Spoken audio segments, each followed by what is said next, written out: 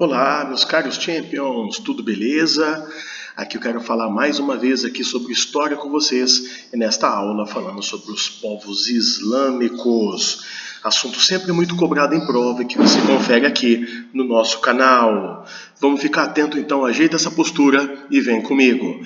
Para a gente poder entender o Islã, vamos entender primeiro o espaço geográfico deles. Para isso vale a pena até você pausar a tela e olhar direitinho aqui para você ver como que a região é bem localizada. Uma antiga região de passagem entre a África, a Ásia e a Europa. Região essa onde por milênios povos da África, da Europa, da Ásia passavam estabelecendo todo tipo de comércio.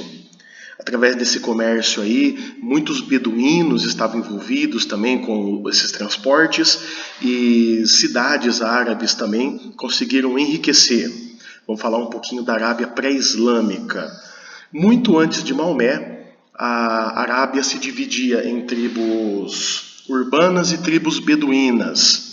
Nas áreas litorâneas, onde o clima é tropical, com um bom regime de chuvas e as terras são férteis, desenvolveram-se por ali cidades. Em áreas mais interioranas, onde o clima era mais implacável e mais seco, se desenvolveram beduínos. A principal cidade da Arábia Antiga era a cidade de Meca.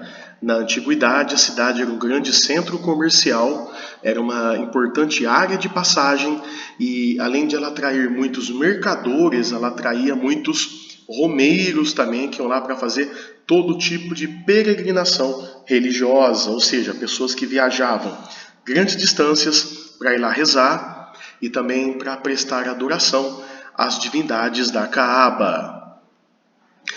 Uma das principais pedras ali, expostas na Caaba, era a Pedra Negra. Essa relíquia aí, acredita-se que foi trazida do céu pelo anjo Gabriel, e ela era clara originalmente, mas ela absorveu os pecados humanos e ficou escuro. A cidade de Meca sempre recebeu visitantes de toda parte, né? E aqui nós temos uma gravura da visita do sultão de Tombuctu, que saiu no interior da África para ir conhecer ali a Pedra Negra na antiguidade.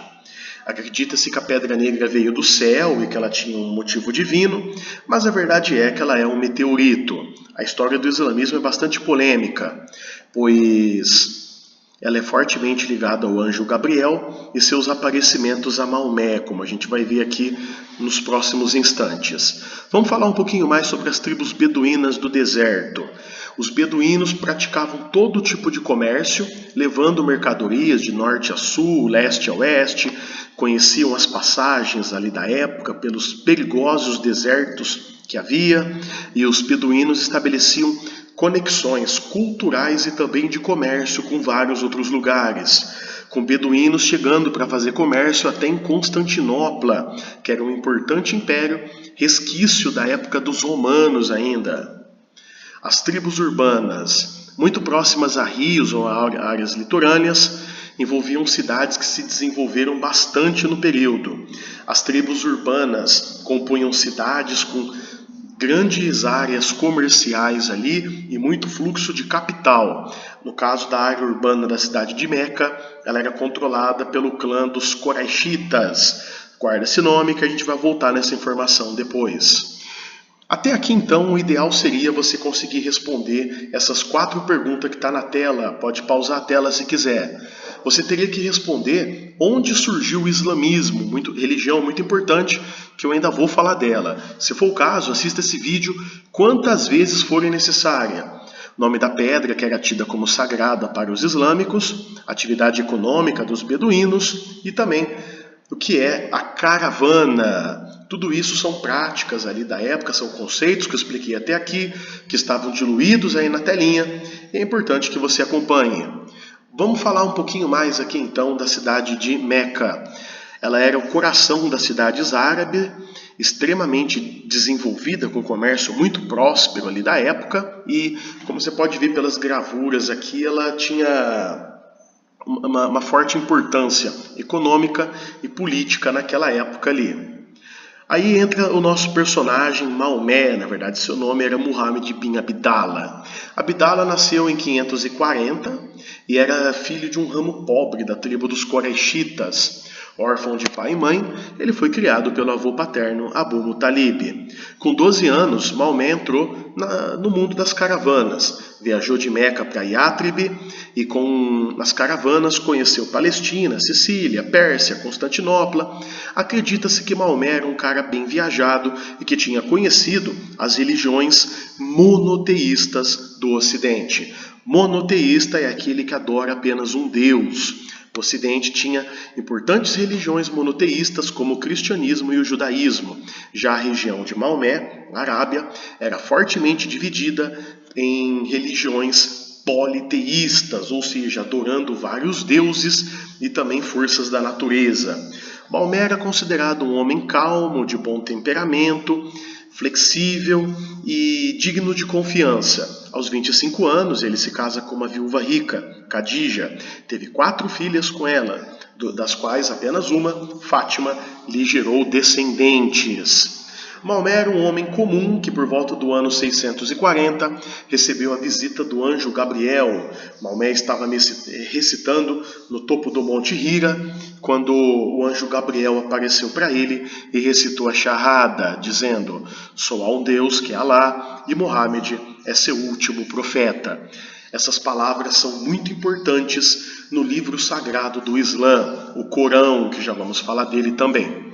Os islâmicos. O islamismo é a doutrina que começou a ser aplicada por Maomé com base nos ensinamentos do anjo Gabriel trazidos por Deus, uma religião do tipo monoteísta que possui bases para organização social, política, código moral, enfim, o islamismo ele tem aspectos para intervir em várias esferas da vida da pessoa. Islã significa submissão total do ser a Deus. E os seguidores do Islã são chamados de muçulmanos. Seu principal Deus é Alá. Seu livro sagrado, o Corão, é uma cópia de várias partes do Antigo Testamento e da Tora judaica.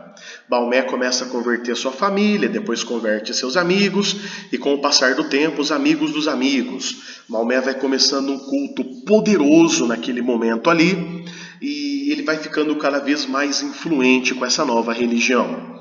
Você pode perceber que é uma história que mistura fato e mitos, né? É uma história onde você é livre para acreditar naquilo que você quiser ou não. Nossa principal fonte histórica aqui do Islã é o Corão, um livro sagrado que não está tão comprometido em transmitir a verdade, e sim em transmitir uma religião, né? Fundada em eventos místicos ali, né? Envolvendo anjo, Deus. A verdade é que a região da Arábia pré-islâmica era marcada por guerras, disputas e massacres entre diferentes grupos religiosos ali. E Maomé vem com uma pregação monoteísta, condenando outros cultos, e ele começa a ameaçar os interesses dos chefes das religiões monoteístas ali da época. Dessa forma, Maomé vai comprando inimigos poderosos por ali e muita gente que está com medo da expansão do Islã, essa religião que Maomé está expandindo ali pela Arábia. Vamos ao segundo desafio para você mostrar que você entendeu tudo que eu expliquei até aqui. Se precisar, volte o vídeo. Primeiro, qual era a profissão de Maomé? Segundo, qual era o nome do anjo de Deus que se manifestou a Maomé?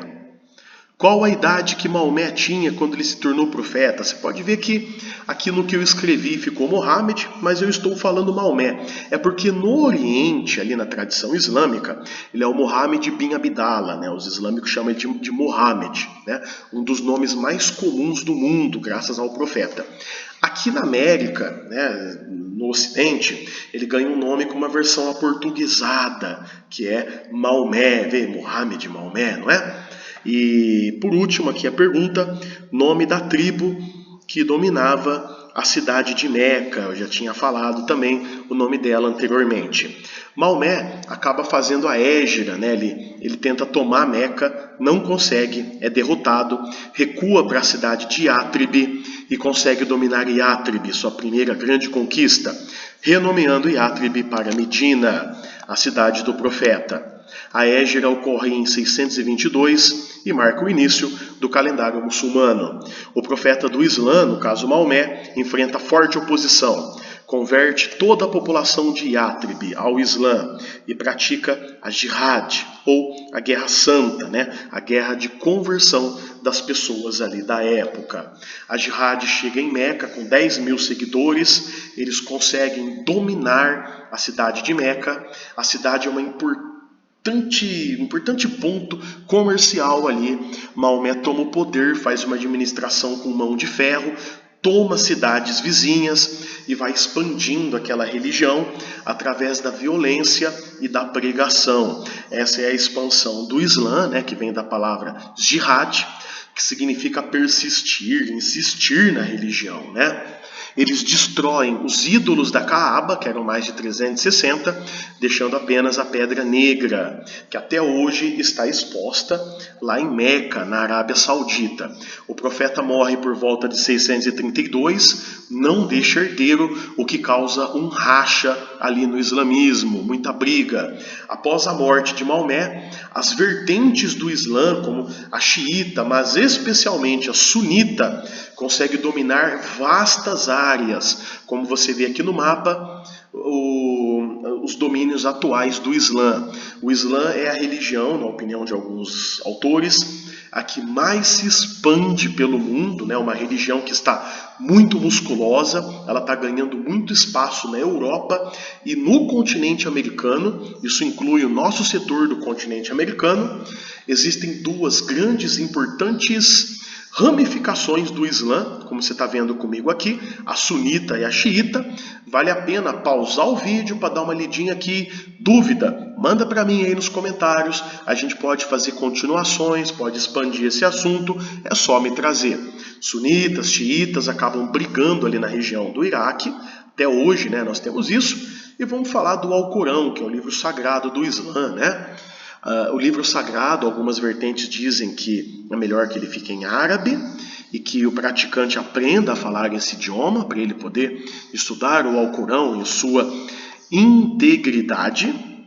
O Corão deve ficar num ponto visível da casa, não pode ficar no chão, não pode pegar poeira, e muitos países usam ele como código moral, usa ele em sentido literal mesmo, para ditar a vida das pessoas. Terceiro desafio da aula, você tem que responder essas perguntas, muita atenção. O que é a jihad? O que é um califa? Quais as duas maiores religiões do islamismo? Acho que a gente citou aqui no slide anterior. Se for o caso, volta lá. E qual o nome do livro sagrado do Islã? Tá alguns minutinhos aqui para trás, volta lá, fica atento no conteúdo e vamos falar um pouquinho do legado que o islamismo deixou para a humanidade, como o astrolábio. Eles, como grandes mercadores, né, trouxeram da Índia o algarismo arábico que usamos em nossos cálculos, tiveram uma grande influência, até mesmo em certas palavras da língua portuguesa, soluções de engenharia e até mesmo mecanismos tecnológicos que foram importantes para o descobrimento do Brasil. Tudo bem, pessoal? Aqui a gente falou um pouquinho do Islã. Assista o vídeo quantas vezes precisar. E estamos junto aí no canal. Bons estudos, meus caros champions. Até logo!